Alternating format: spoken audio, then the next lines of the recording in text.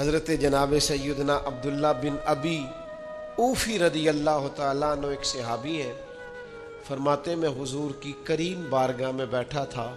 یہ وہ نور بڑا زمانہ تھا جب ہم سارے مل مل کے جلوہ والضحیٰ کی زیارت کیا کرتے تھے۔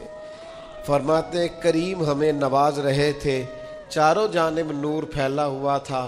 اچانک ایک بچہ آیا، السلام علیکم کے بعد اس نے کہا یا رسول اللہ صلی اللہ علیہ وسلم میں یتیم ہوں، میری والدہ ہے، میری بہن ہے۔ باپ کے جانے کے بعد بھائی بھائی ہونا نرے پھر بھی کام چل جاتا ہے، لیکن اگر ساتھ کسی کو بہنوں کو ساتھ لے کے چلنا پڑے اور گھر میں بیٹیاں ہوں تو باپ کی غیر موجودگی میں بیٹیوں کو اور بہنوں کو لے کے چلنا اور ماں کو لے کے چلنا بڑی سخت دھوپ میں کھڑا ہو جاتا ہے۔ کئی دفعہ وہ بیٹا جس کے ذمہ یہ ڈیوٹی لگ جاتی ہے، اس کی اپنی ساری زندگی کئی دفعہ تھکاوٹوں کی نظر ہو جاتی ہے اور وہ چلا رہتا ہے۔ بچپن رہتا ہی نہیں، جوانی رہتی نہیں، ڈائریکٹ بڑھاپے آتے دیکھے ہیں میں نے لوگوں پر۔ اس نے آ کے عرض کی حضور یتیم ہوں اور والد چلے گئے ہیں، والدہ ہے، بہن ہے، ہم تینوں بھوکے ہیں کل سے گھر میں۔ تو میری اماں نے کہا جا کے مدینے والے محبوب کی بارگاہ میں عرض کر۔ تو حضور کچھ فرمائے، کریم نے فرمایا ہمارے گھر جا۔ حضور نے اپنے کاشانہ نور پہ بھیجا، واپس آئے تو 21 کھجوریں لے کے آئے۔ کہا حضور جن ام المومنین کی خدمت میں آپ نے بھیجا تھا، ہماری اماں نے کہا ہے ہمارے گھر میں یہ 21 کھجوریں ہیں، پر وہ تھی بڑی برکت والی۔ حضور نے اس پر دعا فرمائی اور برکت والی کھجوریں دے کے کہا 7 تیری ہیں، 7 تیری بہن کی ہیں، 7 تیری اماں کی ہیں۔ یہ بانٹ کے دی۔ حضور تو کسی کو 1 کلو دے دیں تو وہ کہتا ہے میں کئی سالوں کھاتا رہا ہوں، ختم نہیں ہوئی۔ میرے کریم سے اگر قطرہ کسی بہن ماں، حضرت عبداللہ فرماتے وہ 21 کھجوریں لے کے اتنا خوش تھا، گویا اتنا راضی تھا کہ اس کا انداز ہی نرالا تھا۔ اسے پتا تھا نا کہ حضور کی بارگاہ سے 21 مل گئی ہیں، یہ اگر چلتی رہیں تو یہ تو قیامت تک ختم نہ ہونے والی بات۔ مجھے لگتا ہے اس کا ذوق یہی تھا کہ یہ قیامت تک ختم، نے زبان سے تو نہیں کہا پر ذوق یہی رکھتے تھے حضور کے صحابہ۔ کہتے ہیں وہ جب کھجوریں لے کے جا رہا تھا نا تو حضرت معاذ ابن جبل اٹھے اور اس بچے کے سر پہ ہاتھ پھیرا، پیار کیا، بچہ چلا گیا۔ نبی کریم نے حضرت معاذ ابن جبل کو بلا لیا، فرمایا یہ کیا کیا ہے؟ عرض کی حضور بس میرا دل کرتا تھا، میں نے بچے سے پیار کیا ہے۔ آپ نے فرمایا پتہ تمہیں اجر کتنا ملا ہے؟ پتہ ہے تمہیں؟ رسول اللہ فرمائیے۔ فرمایا تم نے یتیم کے سر پہ ہاتھ پھیرا ہے نا، تو 1 بال کے بدلے اللہ نے تمہارا 1 گناہ معاف کیا، 1 نیکی دی ہے، 1 درجہ بلند کیا، اور جتنے بال تمہارے ہاتھ کے نیچے آئے ہیں ہر بال کے بدلے گناہ بھی معاف ہوتا رہا ہے، نیکی بھی ملتی رہی ہے۔ صحیح بخاری میں حضرت جریج کا ذکر فرمایا، جریج نفل پڑھ رہے تھے، ماں نے آواز دی، وہ آ نہیں سکے، نماز میں تھے، ماں ناراض ہو گئی، اس نے ہاتھ اٹھا کے کہا اللہ یہ اتنی دیر تک مرے نہ جب تک کسی بری عورت کا منہ نہ دیکھ لے۔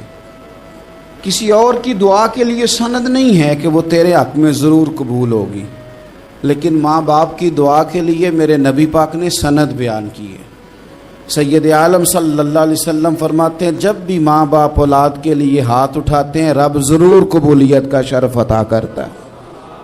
تو جہاں سند موجود ہے نا، کچھ افتتاح باجی سے بھی کرا لینے چاہیے، کچھ کام شروع کرنے سے پہلے صرف اماں سے ہی دعا کرا لینی چاہیے. یہ والا افتتاح بھی بڑے کام کا ہے کیونکہ یہاں سند بیان کر دیا میرے نبی کریم. تو جناب جریج کی ماں ناراض ہو گئی, کہنے لگی اللہ اس نے میری بات نہیں سنی. اب تھے تو وہ نیک, لیکن رب کریم کی حکمت کا تقاضا ہے, ماں کی دعا کو بھی قبول کرنا تھا. اللہ نے آزمائش میں مبتلا کر دیا. والدہ تو چلی گئیں, وہ ایک خیمے میں, ایک کٹیا میں, ایک جھونپڑی میں عبادت کرتے تھے, اللہ کو یاد کرتے تھے, رب رب کرتے تھے, اور لوگ ان کی بڑی تعریف بھی کرتے تھے. لوگ ان کے ارادت مند بھی تھے, عقیدت مند بھی تھے, اہل محبت بھی تھے. ایک عورت آ گئی, بس وہ اللہ کی حکمت پوری ہونی تھی. اس نے آ کے پہلے تو انہیں اپنی طرف مائل کرنا چاہا, جب نہ مائل ہوئے تو الزام لگا دیا. یہ ہمارے دور کا تقاضا ہے, لوگ پہلے آپ کو اپنے حق میں قائل کرتے ہیں, اپنی فرما برداری میں لانا چاہتے ہیں. اگر آپ نہیں آتے تو پھر وہ آپ کو مجرم قرار دے دیتے ہیں, یا میرے ساتھ چل ورنہ پھر میں تیرے خلاف پراپوگنڈا کروں گا. دو ہی باتیں. پہلے اس نے قائل کیا, جب جناب جنید قائل نہ ہوئے تو اس نے قریب ایک چرواہا تھا, اس چرواہے کے ساتھ جا کے منہ کالا کیا. مقررہ وقت پہ بچہ پیدا ہو گیا. لوگوں نے کہا کس کا ہے؟ کہنے لگی اس خانقاہ میں, اس حجرے میں عبادت کرنے والے کا ہے. اگر کسی دیندار پر ذرا سا بھی الزام لگ جائے تو آپ یقین کریں کہ بڑے بڑے خوفناک لوگ بھی نیک ہو جاتے ہیں.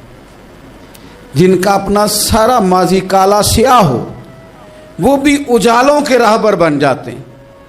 جن کی اپنی زبانیں ساری زندگی آلودہ رہی ہوں وہ بھی بڑے بڑے اعلیٰ سچ بولنے لگتے ہیں. اعلیٰ کچے میرے مکان کی دیوار کیا گری, لوگوں نے تو میرے صحن میں رستے ہی بنا لیے. بڑے لوگ آ جاتے ہیں, پھر بڑا کچھ کرتے ہیں اور بڑے بڑے خوفناک جملے کستے ہیں. بس کو نقطہ جو ہاتھ آ گیا, ایسے جیسے گرنے کا انتظار کر رہے تھے.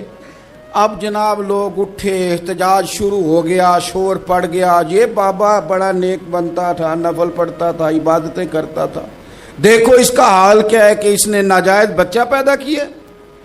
بغیر تحقیق کے میں کہہ چکا ہوں کہ الجھے الجھے بکھرے بکھرے روز و شب دیکھے گا کون. لوگ تیرا جرم دیکھیں گے, سبب دیکھے گا کون. لوگ تیرا جرم دیکھیں گے, سبب کوئی غور نہیں کرتا کہ وجہ کیا تھی. او بھائی کچھ تو مجبوریاں رہی ہوں گی, یوں ہی کوئی بے وفا نہیں ہوتا. الزام لگا دیا, شور ہوا, احتجاج ہوا, دنیا اکٹھی ہوئی, ان کا انہوں نے اجرا گرا دیا, مارا بھی, پیٹا بھی, ایک نیک آدمی کو بدنام بھی کیا, برا بھلا بھی کہا, گالیاں بھی دیں, جو کر سکتے تھے کیا. اب جب سزا دینے لگے نا تو جناب جریج کہنے لگے تھوڑی سی اجازت دیتے ہو, مار تو تم نے دینا ہی ہے. کہا جناب ٹھیک ہے دیتے ہیں. انہوں نے کہا صرف 2 نفل پڑھنے ہیں.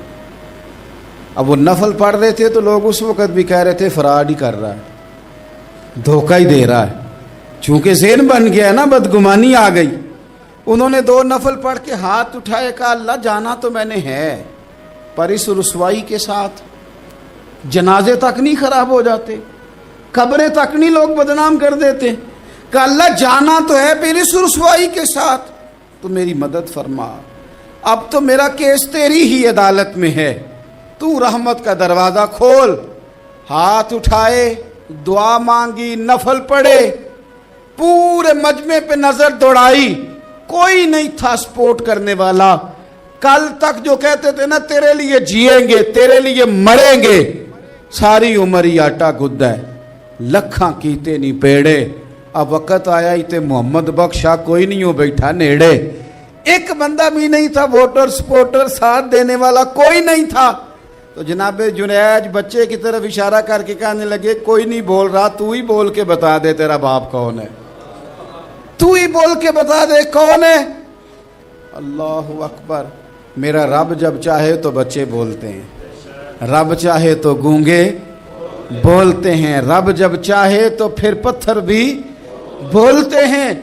جب کہا نا تو ہی بتا تو بچہ بولا, اور بول کے کہنے لگا میرا باپ جریج نہیں, میرا تو وہ ہے جو بکریاں چرانے والا ہے, وہ میرا باپ. جب رب کریم نے توفیق دی تو بچہ بول پڑا. جب رب بندوبست کرتا ہے کسی کی عزت کی حفاظت کا تو پھر کوئی اسے رسوا کر سکتا